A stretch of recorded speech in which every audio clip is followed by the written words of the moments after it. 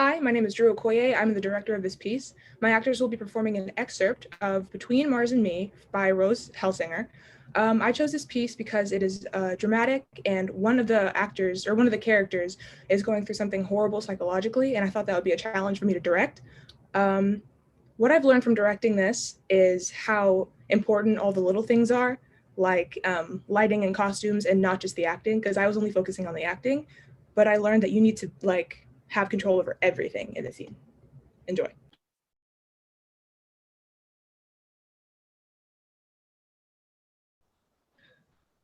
It seemed, indeed, as if the whole country in that direction was on fire.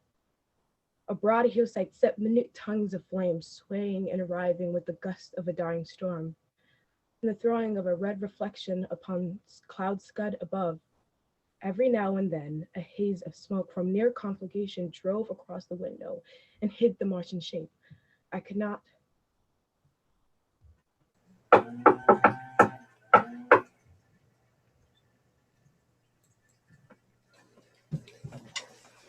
Thanks for knocking. Of course, I have food. Thank you. I tried to call you to tell you I was going to be late, but it wouldn't go through. I unplugged the phone. What? Someone tried to call me, and I was afraid they were tracking me through the landline. They could use the tone to brainwash me. How long ago was that? Maybe 2 or 3 months ago. You've had the phone down all this time? Oh my god, what if something serious happened and I couldn't get a hold of you? I can't believe I didn't call you until now. Don't plug it back in. I'm not. I'm just fixing the wires so you don't set the place on fire. Okay. So, did you work on this computer since I was here? No, it's not worth it. The electricity will go out for good soon, and it won't matter what theories I have or what improvements I make. That's not true. You went to NYIT for the computer program. That's the whole reason you're here. Things are different now. I just want to read. That book again? It's so banged up. It's not really. Buddy, the pages are falling out. I'll buy you a new copy. There aren't any new copies. Don't do this. Come here, I need to check you. I'm fine. I promise I'm fine. Let me check. Don't. It'll only take a second. Just hold still. Don't touch me. Okay. Okay. I'm sorry I snapped at you. I'm just really tired. What's wrong? Nothing. I'm not stupid. What's wrong with you? It's just pre-cal test on Thursday. That's it? I already have a D in the class. So, I'm going to be up for the next 2 nights studying. And I was already up all last night. And I don't think I even understand what I'm cramming in my head. A math test has you this freaked out. Not all of us can be born trig geniuses. Is trigonometry what you're struggling with? Don't gloat. I'm not. I skipped to calculus, but I think I can explain the basics. What section do you not understand? All of it. Do you have any homework or textbooks I can look at? I'll go over it with you. You'd really do that? Of course. You don't have to. What else are born trig geniuses for? Thank you. Oh my god, thank you. Here, I have a study guide in my backpack somewhere.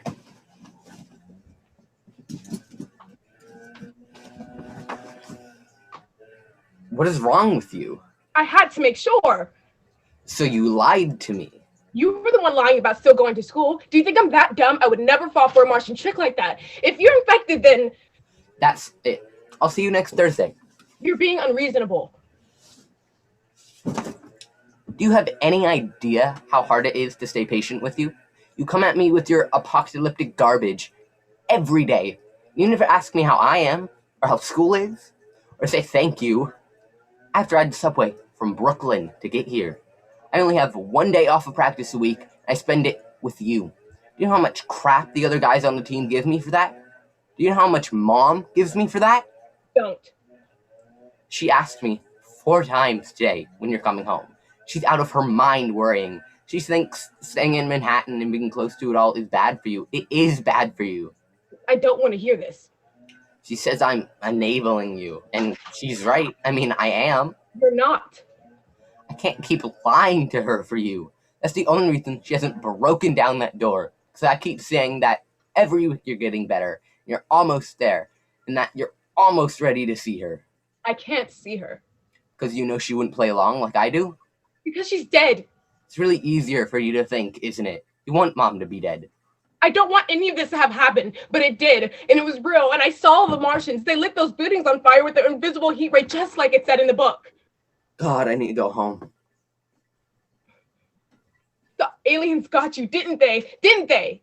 There aren't any aliens. They aren't real. All of this is in your head. You're lying. They got to you. You've been here for almost 3 months. Mom wants you home. We want you home. This isn't you. The Martians snatched your body out there and burned to nothing. They implanted... Everything. You're behind on your rent. Your bills are piling up. You're flunking out of school. That what's keeping you here? Every second you sit here, it gets worse. That's what's real. Everything's gone. Everyone's dead. 2 buildings, Roland. That's all it was. No! I watched it from my window. I saw these huge pillars of smoke and these little dark shapes falling out of windows faster than paper could fall. And maybe they were just office chairs. But there were so many. And they weren't pieces of paper. And they weren't chairs. They were people. They were falling or jumping out of a frying pan. But the frying pan was on fire and all they jumped into was the ground. I shut the curtains. I can't open them again. I can't leave my apartment. It's safe here. Everything else in this world besides this room is gone. We are the only 2 people on this earth. Here, I'll show you. Jamie, no. No, I don't want to see it, Jamie. I don't want to see it. Jamie, no, I don't want to see it. I don't want to see it all burned up. I don't want to see it. Please.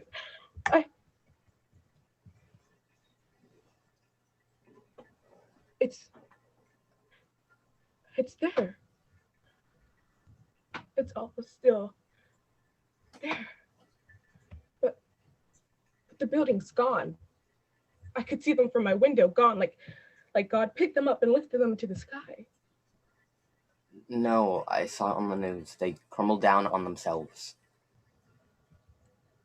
What burnt them? Planes. Oh. It felt real. Deep down, I guess I knew it wasn't, but it made sense somehow. To have the whole world be gone after something like this. But the world's not gone. Is it better or worse? Both. How did people react when they saw the burning buildings? What did they do? They started like this. Everyone afraid, holding their breath.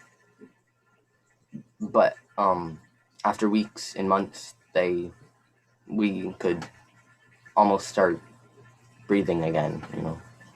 We went back to school, we walked down to the memorial, then slowly we stopped wearing black. We walked our dogs down the street and bought coffees and complained about parties and teachers and dates and movies.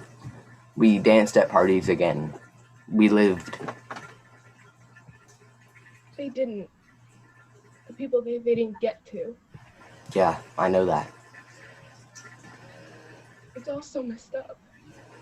It doesn't matter if you're good or bad or somebody's waiting for you, or if you have kids, a family doesn't matter. I think it does, the way people remember you when you're gone. What would you care what they think of you? You're dead. You don't care about anything. You can't. It's all or nothing. I don't think so. What? I think there's something. Something? God. I mean God. You can't be serious. I am. Mom and I, we've been going to church together. Does that make you feel better? It's comforting to know there's a higher power than us. I'm glad you have that, you and Mom. You mean it? Yeah. Praying helps the most, I think. We pray for the dead, for their families, We pray for you, too, What do you pray for me? that you'll find the strength to overcome your fears, and that the sadness in you will disappear. It's not sadness. Sadness is easier. It's a feeling because of something specific. You cry because your grandma died. That's sad. This, what I feel, it isn't sad. It's heavy, like a weight right there between my chest and my stomach. And it's a comfortable weight. It's something you can sink into, a place where you can't just leave your bed because that weight makes you feel like right where you are, curled in on yourself, is the only place you're warm, the only place you're safe.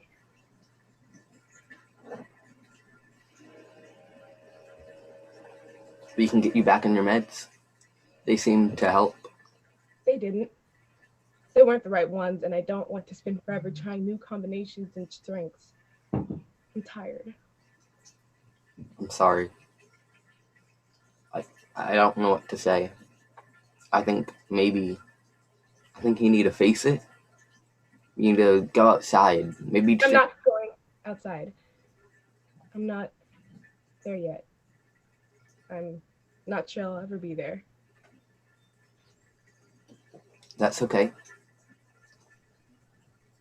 I might never get better. Okay. Don't leave. Stay with me. All right. I won't leave yet. Don't leave.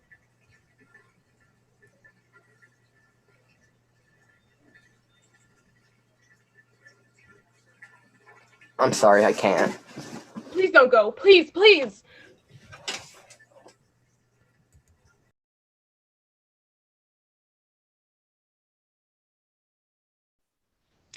My name is Sophia Palacios, and I'm the director of this piece. My actors will be performing Honor in the River by Anton Dudley. I chose this piece because I thought the storyline was very cute, with some dramatic shifts throughout the play. And I wanted a scene where I got to work with different shifts. So what I learned in directing this scene was the character work and how difficult it actually can be. Because as directors, we have to focus on why each character do or say the things that they do. And in thinking about each character, you have to make sure that it makes sense to the audience and the audience will be able to catch on. So it's little things like that that you have to keep in mind. So enjoy the scene.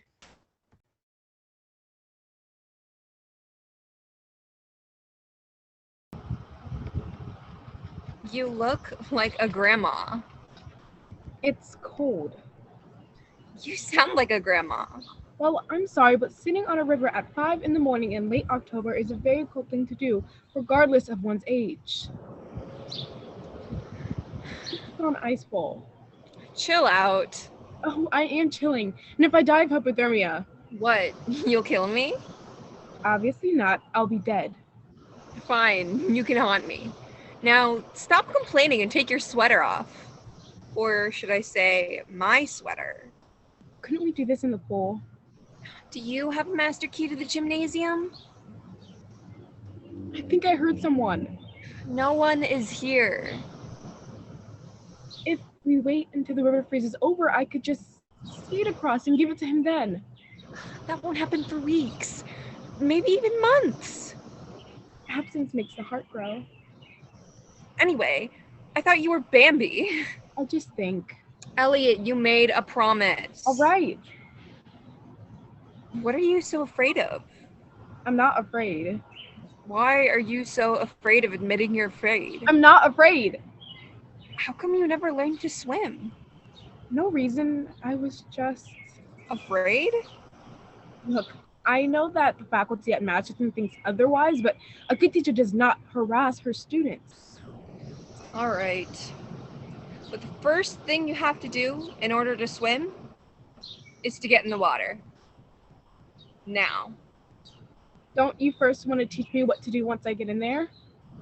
I will. Once you're in there. Won't it be a little late by then? Come on, Elliot. Although, I suppose if I do start to drown, you can just dive in and save me like you did that little girl last week. I had to say something. My uniform was soaked. And I suppose desertion was out of the question? My father would have killed me. Instead, I'm the lacking staff of the school. You already were anyway. At least I'm not a liar. You're trying to make me feel guilty? You won't. Could have at least come up with something fell from the tire swing. You should have had an older brother. That's what's wrong with you. I had 4. They taught me how to swim and everything else you don't learn in school. Well, I didn't, okay? Lucky me. I just get you.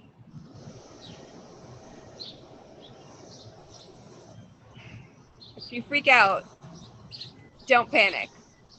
Take a deep breath and hold it. If your lungs are full, you won't be able to sink. It's like having 2 floats right there inside you. Elliot, just trust me. I'm here. Nothing bad is going to happen. You do the same, you know? What? Talk different when you're around me. No, I don't.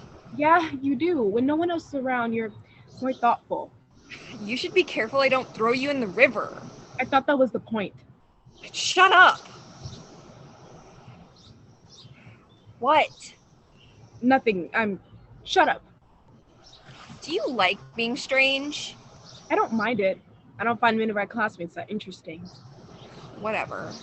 Whatever. You'd be right there in the thick of it if someone let you in. Maybe, but no one has, so why sit around whining? Because you know you want to? Obviously, those friends aren't as great as you think they are. What's that supposed to mean? Who's taking your sculpture across the river? I'd like to think my close friends wouldn't laugh at my feelings. You won't be taking anything anywhere unless you take off that sweater and jump in. Crud, who's that? No one. Everyone's asleep. I heard something. You probably just farted. No, I didn't. I fart when I'm nervous. I'm not. When are you nervous? I get nervous. No, you don't. Sometimes. Sometimes I do. When I don't believe you. Sometimes I do. The first time I met Ashley Paulson, I farted. Charming. He didn't hear. I controlled it. It was like a stomach growling. I farted on the inside. The things you do for the ones you love. I do love him. How do you know that? The only person I've ever made a sculpture for before was my mom. Do you miss him so much you don't think you're a whole person?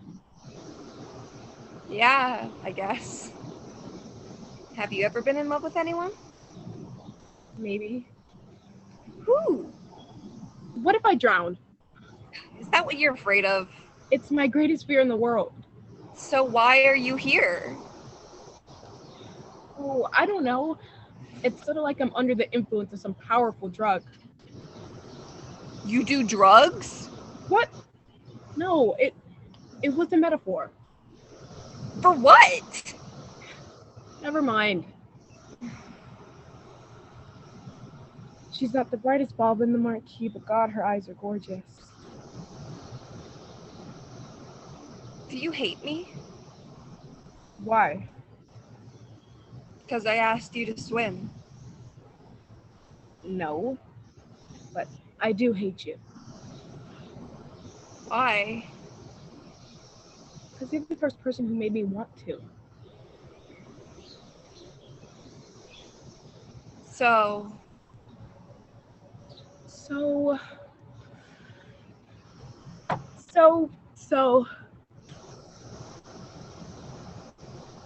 what was that? Crap, it's the grounds crew. I told you. We can stash the boat under the blackberry bushes. No one ever goes near them. The blackberries? They grow so well because they're over the septic tanks. Ew. So, tomorrow. You still want to? I made a promise, didn't I? We'll start an hour earlier.